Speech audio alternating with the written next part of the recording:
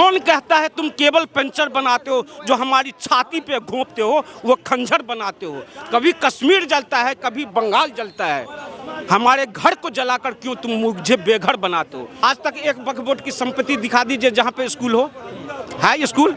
जब कोरोना काल इस देश में आया था तो माता वैष्णो देवी साइन बोर्ड ने दान दिया था, सोमनाथ मंदिर ने दान दिया था, अक्षरधाम ट्रस्ट ने दान दिया था। कहाँ गया था ये वक्फ बोर्ड? उस टाइम वक्फ बोर्ड कहाँ था? एक पैसा का दान दिया हो? मैं मुस्लिम समाज से आता हूँ। पसमानदा में बड़ी खुशी की लहर है और मैं दिल की गहराइयों से नरेंद्र मोदी जी को पसमानदा की सोच को आगे लाने का जो काम किया और कांग्रेस ने जो दबाने का काम किया, मैं उनको दिल की गहराई से बधाई देता हूँ। ये झूठ बोलते हैं, केवल झूठ बोलते हैं। इन्होंने कभी भी सही बोला हो तो बता दीजिए। बिल्कुल वापस होना चाहिए। हाँ, कुछ संशोधन होना चाहिए, जो बहुत गलत भी हुआ है, हम इस चीज को डिनाई नहीं करते। जो जीबी रोड भी कहते जो वक्फ बोर्ड की जमीन पे है।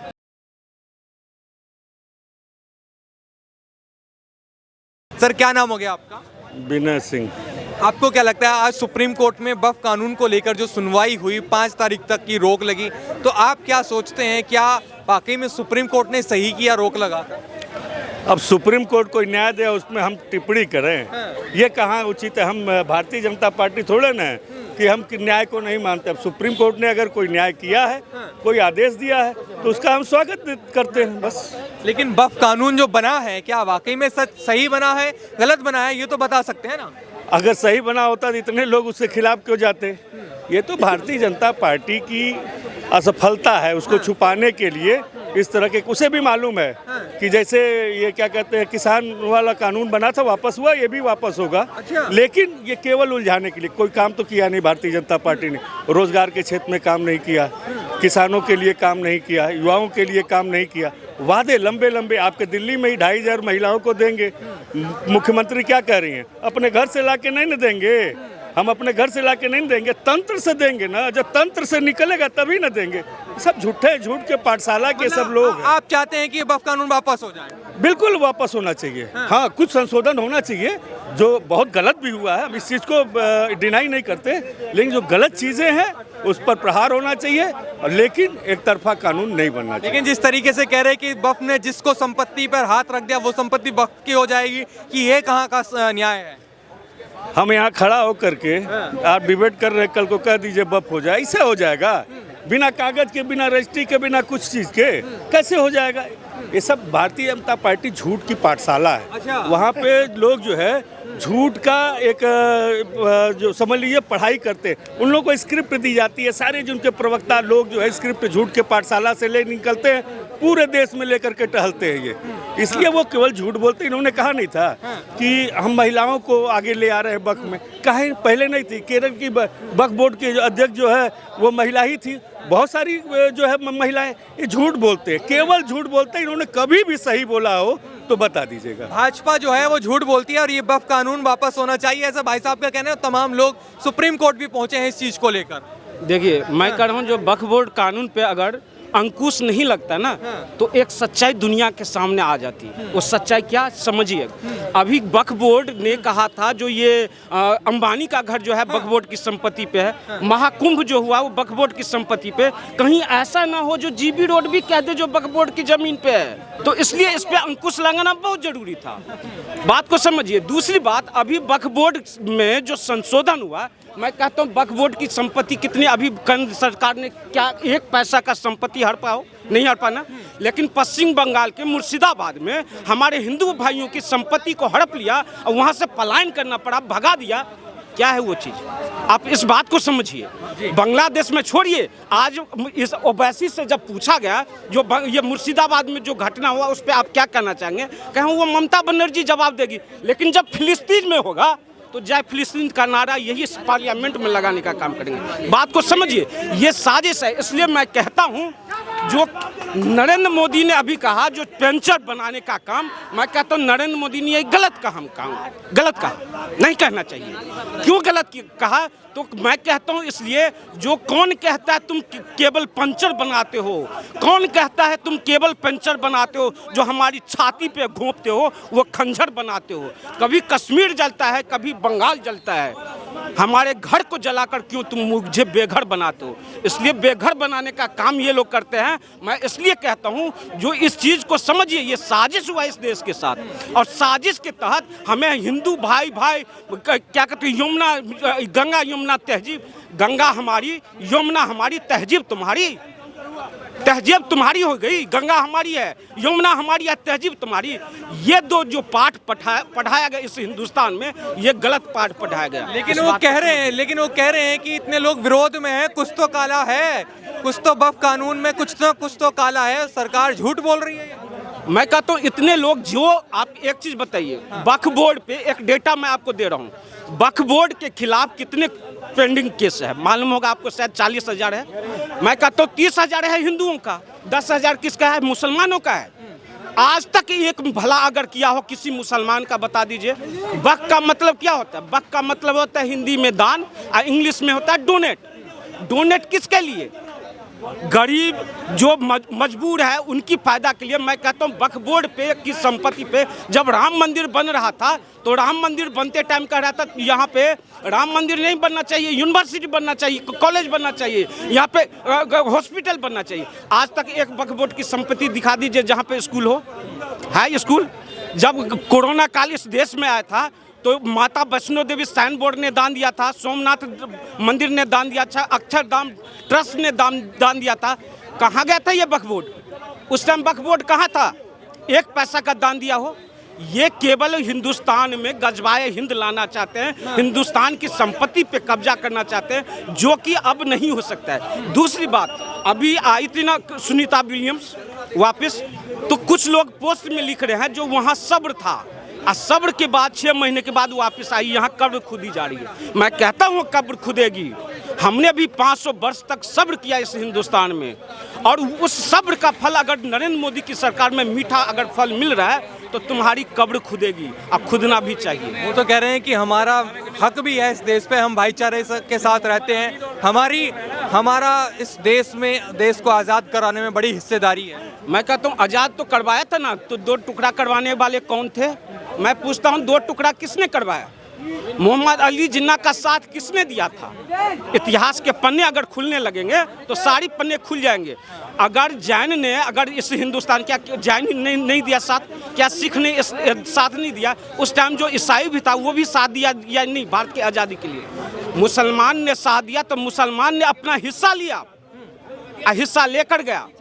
लेकिन फिर भी मैं यहाँ जो मुसलमान रह रहे हैं उनकी मैं खिलाफ नहीं हूँ।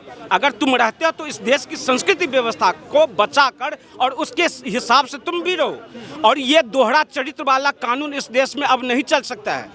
हिंदुस्तान में दोहरा चरित्र वाला कानून धारा 370 था, 35A था, जिसको बंद करवाया गया। और इसी काला कानून जो है तुम्हारा वक्फ बोर्ड जो कानून था, उस पर भी प्रहार करने का नरेंद्र मोदी सरकार ने काम किया और किया जाएगा ऐसे। लेकिन सुप्रीम कोर्ट ने तो 5 तारीख तक बातचीत करने के लिए रोक लगा दी है ना। हाँ, सुप्रीम कोर्ट तो जाहिर सी बात है ना, उनका भी तो एब्जॉर्बेशन लेंगे, वो दोनों पक्ष का लेना, उसके बाद उनका भी निर्णय आएगा। ऐसा नहीं है, वहाँ पे जो बैठे हुए लोग हैं वो भी पढ़े लिखे लोग हैं, जज वैसे ही नहीं बन गए, वो भी अपनी जजमेंट देंगे सारी एब्जॉर्बेशन लेने के बाद। ये नहीं जो इमीडिएट नहीं दिया जाता है, तो उनको भी टाइम लगेगा, आएगा फैसला। जैसे राम मंदिर के पक्ष में आया था फैसला, वैसे ही आएगा फैसला। सर आपको क्या लगता है, अभी एक व्यक्ति क्या कह गए हैं कि मोदी सरकार जो है वो झूठ बोलती है और ये जो कानून बना है ये एकदम झूठा है, ये वापस हो जाना चाहिए। आप एडवोकेट भी हैं, आप क्या कहेंगे इस बारे में? मतलब वक्फ बोर्ड की बात कर रहे हैं, वक्फ बोर्ड अमेंडमेंट के बाद कि वो वापस हो जाना चाहिए, काला कानून है ये। कैसे काला कानून है? क्या उनका तर्क क्या है? अरे मुसलमानों पर हमला है सीधे सीधे, ये तो उनके धर्म पे हमला है। ये तो धर्म से रिलेटेड कोई बात ही नहीं हो रही है। ये जो सेक्शन बहस जो सुप्रीम कोर्ट में हो रही है वो बिल्कुल गलत और उल्टा बहस हो रही है। कपिल सिब्बल ने बहस किया आर्टिकल 25-26 को लेकर, हाँ, कि मुसलमान के जो है रिलीजियस इश्यूज़ पर इंटरवेंशन है। हमको बताया जाए कि वक्फ बोर्ड क्या है? बिंदु जी को लेकर एक इंस्टीट्यूशन है ना, वो इंस्टीट्यूशन क्या है? प्रॉपर्टी मैनेजमेंट का इंस्टीट्यूशन। हाँ, वक्फ बोर्ड क्या है? प्रॉपर्टी को मैनेज करने का। उसमें भगवान का क्या लेना देना भाई, और अल्लाह का क्या लेना देना है उसमें? हाँ, अल्लाह उतर कर तो कुछ मैनेज नहीं ना कर रहे हैं। तो जब अल्लाह को मैनेज करने के लिए कहा जाता तो अल्लाह तो उतर कर सबको देखते, भाई कितना कौन दिया, सबका अपने खाता में नाम लिखो, सबका ये चढ़ाओ। तो जब एक सिस्टम से वक्फ बोर्ड जो है उसको कहा गया कि तुम मैनेज करो, ठीक है ना, तो मैनेज कर रहे हैं, तो वो जो मैनेज अगर गलत हो रहा है और देश के अंदर हो रहा है, तो देश में जो सरकार बैठी हुई है उसको हक है ना देश हित में कुछ बात करने की, देश हित में राइट सिस्टम और राइट डिसीजन लेने की। तो मतलब आपको लगता है कि ये कानून सही आया है? को अगर कहाँ रोका गया कि आप नमाज नहीं पढ़ो, इबादत नहीं करो या आप नहीं करो, कहीं रोका गया है क्या? इस एक्ट में कहीं रोका गया है? कहीं रोका गया है? पत्रकार साहब आप बोलिए। बिल्कुल नहीं रोका गया। तो जब रोका नहीं गया है तो सिंपल सी बात है कि लैंड मैनेजमेंट की बात है। तो लैंड मैनेजमेंट में जो है, जो माफियोसी तंत्र इसमें इन्वॉल्व है, जो माफिया लोग जो है इसको पकड़ कर रखे हुए हैं, तो उसको जो गरीब लोग जो है, गरीब गुरबा लोगों को हक, मुसलमानों में जो भी गरीब गुरबा है ना, उनको हक दिया गया, पावर दिया गया कि आप भी मेंबर बनो इसमें, और महिलाओं को भी पावर दिया गया। तो इसमें कहाँ से गलत हो गया भाई? कहाँ से अल्लाह नाराज हो गया? क्या नाम हो गया सर आपका? सर मैं डॉक्टर मोहम्मद बिलाल हूँ। सर बोलिए। डॉक्टर मोहम्मद बिलाल जी, आपको क्या लगता है कि जो वक्फ कानून सुप्रीम कोर्ट में आज सुनवाई 5 तारीख तक की रोक, तो क्या लगता है पूरा मामला आपको क्या समझ आ रहा है? सबसे पहले तो मैं भाग्यशाली हूँ कि मैं भारतीय हूँ, और उससे ज़्यादा भाग्यशाली हूँ कि मैं भारतीय मुसलमान हूँ, क्योंकि जो पाकिस्तान का मुसलमान है वो इतना भाग्यशाली नहीं है, क्योंकि जो डेमोक्रेसी यहाँ है वो कहीं नहीं है। और डेमोक्रेसी के 3 पिलर हैं वकील साहब, कार्यपालिका, विधायिका और न्यायपालिका। अगर कार्यपालिका ने कुछ काम किया, विधायिका ने उसको पास किया, तो न्यायपालिका उस पर विचार कर रही है। लोकतंत्र में विकेंद्रीकरण का एक स्तंभ होता है, शक्ति को बांट देना। शक्ति जितनी बढ़ती है उतनी अराजकता खत्म होती है। लेकिन मैं अदब के साथ मुस्लिम समाज से आता हूँ, तो मैं ये कहना चाहता हूँ कि भागीदारी से समानता का भाव होता है। अब दिक्कत, अब जो उसका क्रियान्वयन है, क्रियान्वयन में जो विषय के पारखी हैं, अब इनको प्रियम्बल ऑफ कॉन्स्टिट्यूशन आती होगी वकील साहब, है ना, we the people of India, हम भारत के लोग, भारत को एक संपूर्ण प्रभुत्व संपन्न समाजवादी पंथ निरपेक्ष लोकतंत्रात्मक गणराज्य बनाने के लिए ये संविधान का पहला पन्ना है, ठीक है।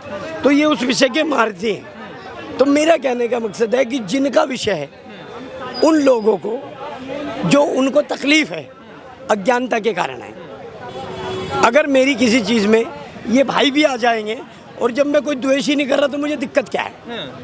एक बात। दूसरी बात, पसमानदा समाज को भागीदारी मिली है, वो तबका परेशान है जो अधिकतर बहुमत को बेवकूफ़ बनाकर रोज अपनी वोटों की राजनीति करता है, और कोई दुखी नहीं है, ठीक है। लेकिन सरकार को मुसलमानों का पक्ष भी सुनना चाहिए। और क्योंकि मैं मुस्लिम समाज से आता हूँ, पसमानदा में बड़ी खुशी की लहर है, और मैं दिल की गहराइयों से नरेंद्र मोदी जी को पसमानदा की सोच को आगे लाने का जो काम किया और कांग्रेस ने जो दबाने का काम किया, मैं उनको दिल की गहराई से बधाई देता हूं और दिल से उनको प्रणाम करता हूं। इसलिए नहीं क्योंकि वो हमारे भारत के प्रधानमंत्री हैं। लेकिन ये कहा जा रहा है कि ये कानून लाकर मुसलमान का जो धर्म है, इस्लाम धर्म है, उस पर हमला किया जा रहा है। क्या नाम है आपका? मेरा विमल त्यागी है। विमल भाई, हाँ। कुछ तो लोग कहेंगे, लोगों का काम है कहना, जिसके बाद जितनी बातें हैं वो इतनी कहेंगे। फंडामेंटल राइट आपके हैं, मौलिक अधिकार है ना, मेरे भी है ना। आप रोड पे खड़े होकर मेरा इंटरव्यू ले रहे हैं, ये मौलिक अधिकार है ना हमारा, है कि नहीं? तो लोगों का काम है कहना।